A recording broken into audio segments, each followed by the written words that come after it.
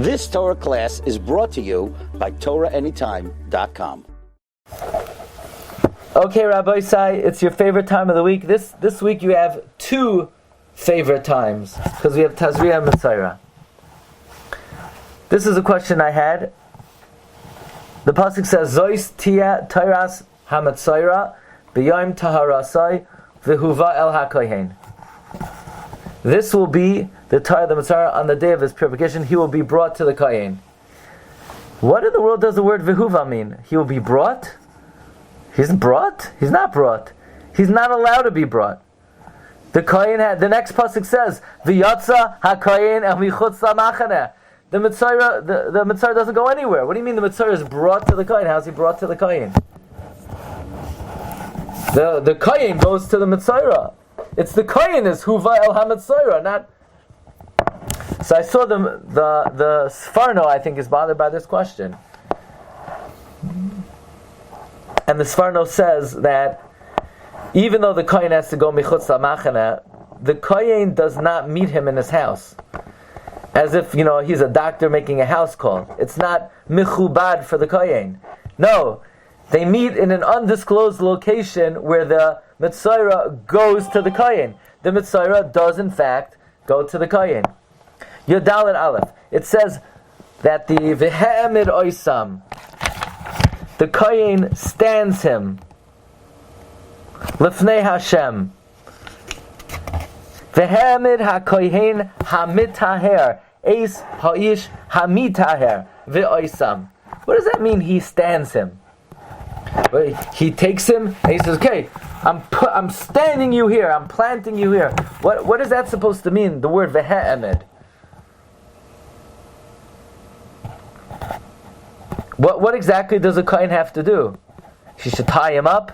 He should put his feet in. He should paint on the floor 2 footsteps and say, "Okay, stand here." What does v'he'emid mean?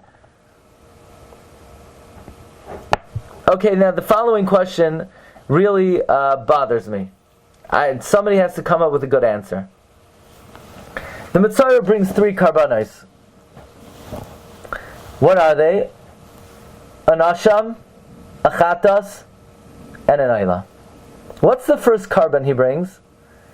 I believe an asham, followed by a chatas and an ayla. He brings a keves as an asham, a kisva as a chatas, and another keves as a ayla. The pasuk says, "V'shachares ha-keves b'makom asher yishchares ha-chatas v'es ha-ayla b'makom ha-chodesh ki kachatas ha-asham hu la-kohen." So I have 2 major questions. This is really bothering me. I couldn't sleep last night. Now I have to be honest, this is not why I couldn't sleep, but I couldn't sleep either. But if I would have been able to sleep, I wouldn't have been able to sleep because of this. What does it mean you should shecht the keves in the place that you're going to shecht the chatas? He didn't shecht the chatas yet. So I don't know where this is. Shech the asham. The guy says, "Where should I shech my asham?" Shech it where you shech the chatas. I didn't shech the chatas. Oh, it means in the place that I'm going to shech the chatas? Obviously. But it doesn't say anywhere where that is. Huh? It should say shech the asham in the north, and then it should say shech the chatas where you shech the asham, not shech the asham where you're gonna shech the chatas. Why is the chatas the ikr thing? Aren't all chatas betzafon? Okay. General chatas. Yeah, but why does it say so? Say shech it in the north. You're not even gonna shech the. You didn't do it yet. And the oila is also betzafon.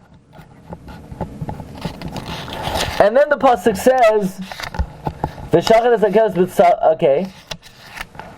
I mean, shouldn't it establish where to shech the first carbon, and then after that, say the second carbon is like the first? What? The chatos is more of a general rule. Chatos is always betzafon. Is that the case? And then why does the pasuk say, "Ki kachatos ha'asham"? Look what it says.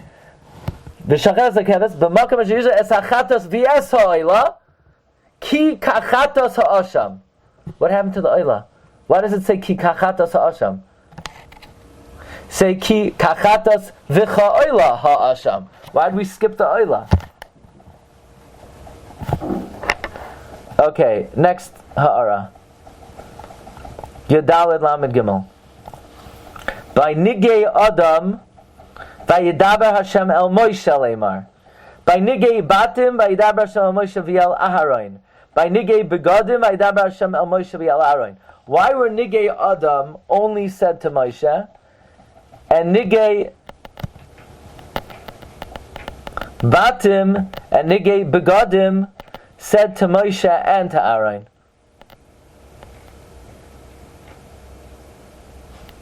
Why was Aaron left out of Nigei Adam? Just a thought, is it possible it would have been embarrassing to Moshe? Because Moshe had saras. So when Hashem would tell Moshe, Adam kiyeh ba'or b'sar v'eh, Aaron's like, yeah Moshe, like remember when you had it a month ago in Mitzrayim? So maybe, I don't know. Just a ha'ara. Then Perek Tezvav Pasuk Yud Ches, Rashi says, the Psukim over there say like this: a man whose motzi's zera is tamei. If he touches stuff, they're tamei. If he lives with a woman, she's tamei. Says Rashi, why is she tamei? Rashi says it's exeres hakasav, that a woman becomes tamei bebia, but it's not because she touched shechva zera, because it's beis hasasarim. So she never really touched it on the outside. So Rashi says, why is she tamei? It's exeres hakasav. Well, what's Rashi bothered by exactly? That Rashi has to say, it's exeras melech. What's Rashi's question? What's troubling Rashi? I guess he's bothered, why you tamei? I don't know, why is someone who's motzi zera in the first pasuk tamei? Because what's troubling Rashi and Pshuto Shamikra that Rashi has to say, you know why she's tamei? It's a chayk. It's a chayk. Okay, some things for you to think about. I want to revert back to doing the